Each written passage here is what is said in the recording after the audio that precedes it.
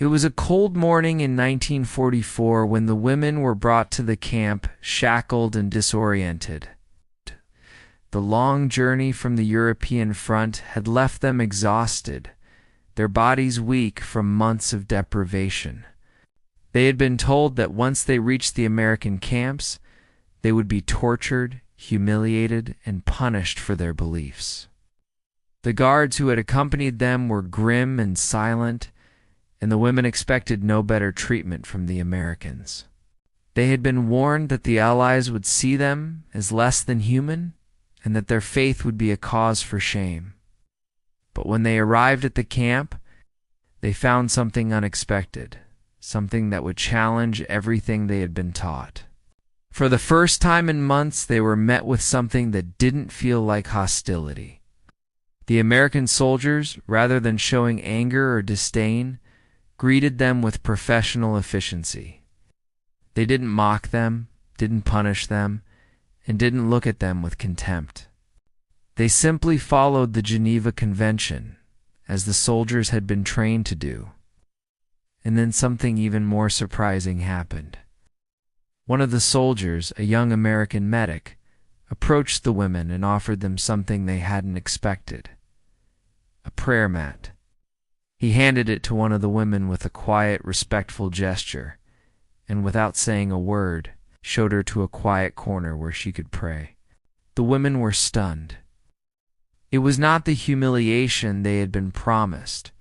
It was not the cruelty they had been warned about. Instead, it was a simple act of respect. This wasn't just a gesture of kindness. It was a profound act of understanding, one that acknowledged their faith and their humanity. They had been taught that the enemy would strip them of their dignity, but here, in the American POW camp, they were allowed to maintain their faith. The soldiers didn't just allow them to pray, they encouraged it, offering them the space and tools to do so in peace.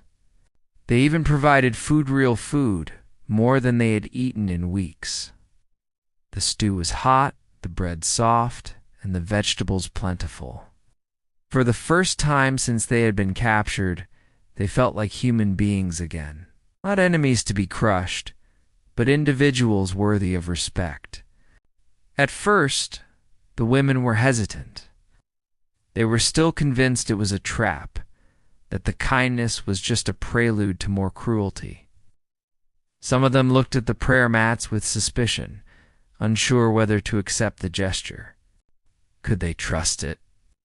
Could they trust these men who had been painted as monsters in the Nazi propaganda?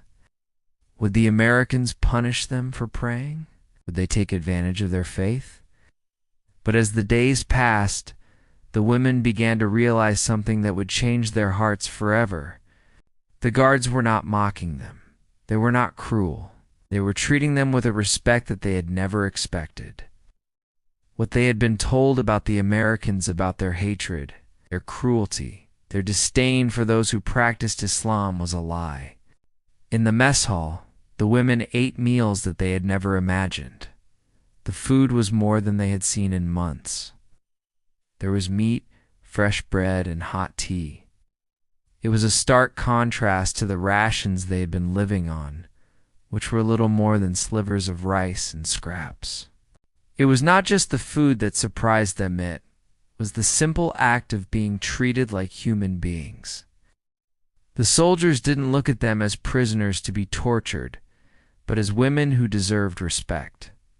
The irony was almost too much to bear. They had been told that the Americans would strip them of their dignity. But in reality, they were being treated with more kindness than they had ever known. Some of the women at first refused the food, thinking it might be poisoned. They had been told that the enemy would trick them, that everything they received in captivity was tainted with cruelty. But the soldiers were patient. They offered the women food again and again, never pushing them, never forcing them. The women gradually began to take the food, and with each meal, the suspicion started to fade. They began to trust their captors, slowly but surely. They began to understand that the Americans, while enemies in the war, were not their enemies in the truest sense. They were human beings who saw them as people, not as objects of hatred. One of the most powerful moments came when the women realized that the Americans had no intention of torturing them or punishing them for their faith. The soldiers did not mock their prayers, did not attempt to interrupt or ridicule them. Instead, they gave them the space to practice their religion freely. The women were allowed to pray 5 times a day, just as they would have in their own homes. The kindness of the Americans was overwhelming. It was in that moment that the women's views of their captors began to change. They had been told that to surrender was to disgrace themselves, to dishonor their families, their emperor, and their faith. But in the American camp, they were shown that surrender did not mean shame. It meant survival. It meant being treated with dignity and respect. The months passed, and the women grew stronger. They were no longer the broken, starved prisoners they had once been. They had food, shelter, and care. Their wounds were tended to by American doctors, and their hearts were healed by the compassion shown by the soldiers. The prisoners began to talk to the guards, to learn their names, and to share stories.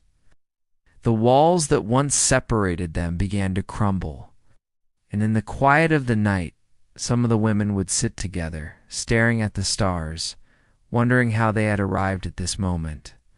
How had they gone from being enemies to sharing meals, prayers, and respect with the men who had once been painted as monsters? The realization came slowly, but it came all the same. The enemy they had been taught to fear, the enemy they had been told would humiliate and destroy them, was not cruel.